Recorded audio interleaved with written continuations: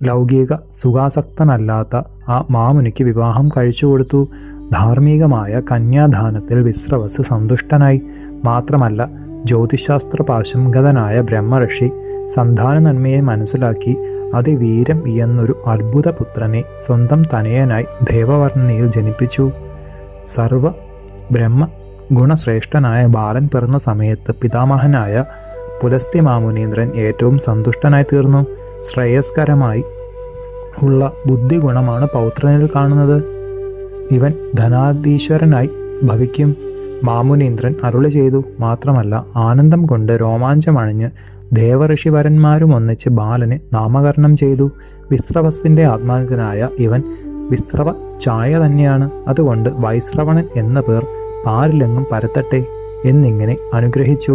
ഹവിസ് കൊണ്ട് ഹോമാഗ്നി ആളി ജ്വലിക്കുന്നത് പോലെ അതിതേജസ്വിയായ വൈശ്രവണൻ വളർന്നു തുടങ്ങി.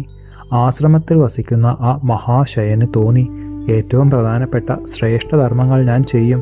മഹത്തായ ഗതി ധർമാചാരണം മാത്രമാണല്ലോ. ഗഹനവനത്തിൽ അനേകം ആയിരം വർഷങ്ങൾ കടും നിയമത്തോടു കൂടിയ വൻ തപസ് വൈശ്രവണൻ തുടർന്നു.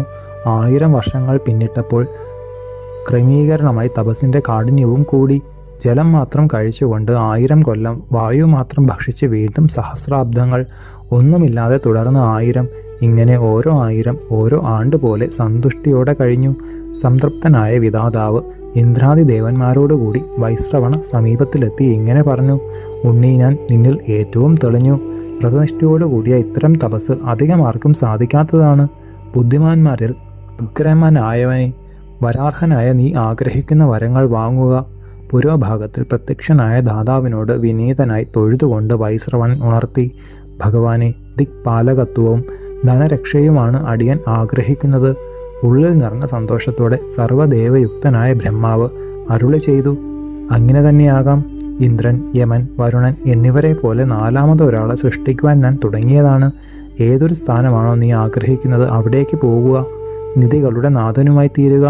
ദേവേന്ദ്രൻ, അന്തകൻ, സാഗരേശ്വൻ എന്നിവരിൽ 4മത്തേവൻ ഉണ്ണിയായിത്തീരും. ഏറ്റവും സന്തുഷ്ടനായ ഞാൻ ഇതാ ആദിത്യ സംഘാശമായ ഈ പുഷ്പകം എന്ന വിമാനത്തെ തരുന്നു. ഇതിനെ സ്വീകരിച്ചുകൊള്ളൂ.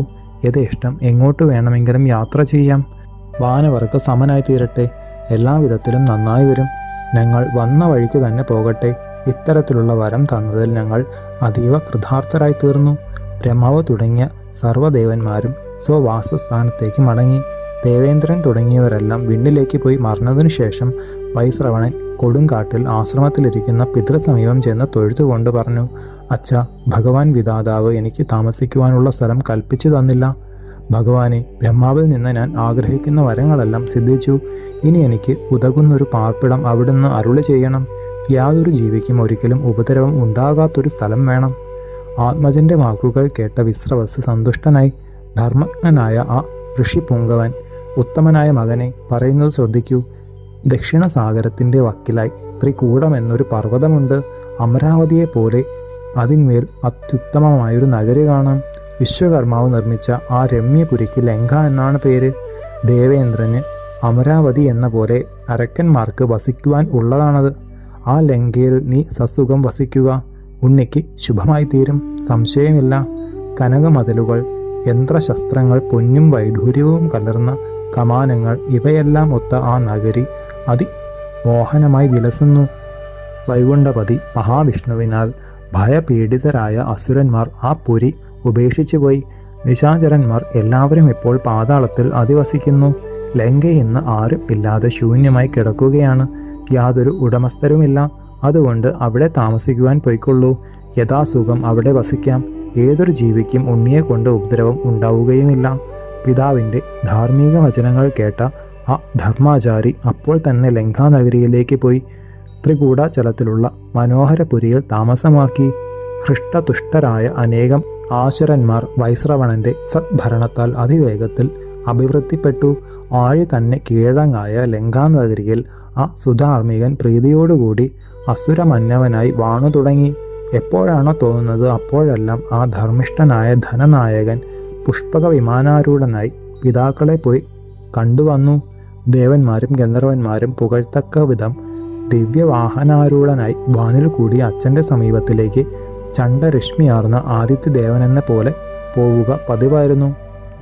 ഭഗവാൻ അഗസ്ത്യ ബ്രഹ്മർഷിയുടെ വാക്കുകൾ ശ്രീരാമചന്ദ്രനെ ആശ്ചര്യഭരിതനാക്കി. പണ്ട് ഈ ലങ്കയിൽ നക്തഞ്ചരന്മാർ ഉണ്ടായിരുന്നുവെന്നോ? എങ്ങനെ? വിസ്മയാവിഷ്ടനായ ദാശരഥി തലയാട്ടിക്കൊണ്ട് ത്രേതാഗ്നിരൂപനായി പ്രശോഭിക്കുന്ന കുംഭജാതൻ അഗസ്ത്യമാമുനീന്ദ്രനോട് വീണ്ടും, ഈ ലങ്കാരാജ്യം മുമ്പും രാക്ഷസന്മാർക്കു തന്നെയായിരുന്നുവോ? ഭഗവാനെ, അവിടുത്തെ വാക്കുകൾ കേട്ട് ഞാൻ ആശ്ചര്യപ്പെടുന്നു. പൗലസ്ത്യ വംശജാതന്മാരാണ് നിശാചരന്മാർ എന്നാണല്ലോ കേട്ടിട്ടുള്ളത്. ഇപ്പോൾ പറഞ്ഞതു പ്രകാരം മറ്റു വഴിക്കാണ് അവരുടെ ഉത്ഭവമെന്ന് വ്യക്തമാവുകയായി. രാവണൻ, കുംഭകർണൻ എന്നിവരും ദശവദനാത്മജന്മാരായ പ്രഹസ്തൻ, വികടൻ എന്നിവരും നിസ്തുല്യരാണല്ലോ. ഇവരെക്കാൾ കൽപ്പരാണോ അവർ? ആദ്യമുണ്ടായ അസുരൻ ആരാണ്? മഹാശക്തനായ അവൻ്റെ പേരെന്ത്? എന്ത് തെറ്റ് ചെയ്തു? എങ്ങനെയാണ് വിഷ്ണുവിനാൽ ഓടിക്കപ്പെട്ടത്? ഭഗവാനെ, ഇതെല്ലാം വിശദമായി എന്നോട് പറയണം. ആർക്കദേവൻ അന്ധകാരത്തെ എന്ന പോലെ എൻ്റെ സംശയങ്ങളെ അവിടുന്ന് തീർക്കണം. സുവ്യക്താക്ഷരങ്ങളോടുകൂടി ശുഭമായ വാക്കുകൾ ശ്രീരാമചന്ദ്രൻ അരുളി ചെയ്തത് കേട്ട് അല്പമൊന്ന് വിസ്മയിച്ചെങ്കിലും തൂമന്ദഹാസത്തോടെ മറുപടി ഇങ്ങനെ തുടർന്നു. ശേഷം ചരിതം നമുക്ക് അടുത്ത ഭാഗത്തിലൂടെ കാണാം. ഗുരുപാദങ്ങളിൽ സാഷ്ടാംഗ പ്രണാമത്തോടെ നമസ്കാരം.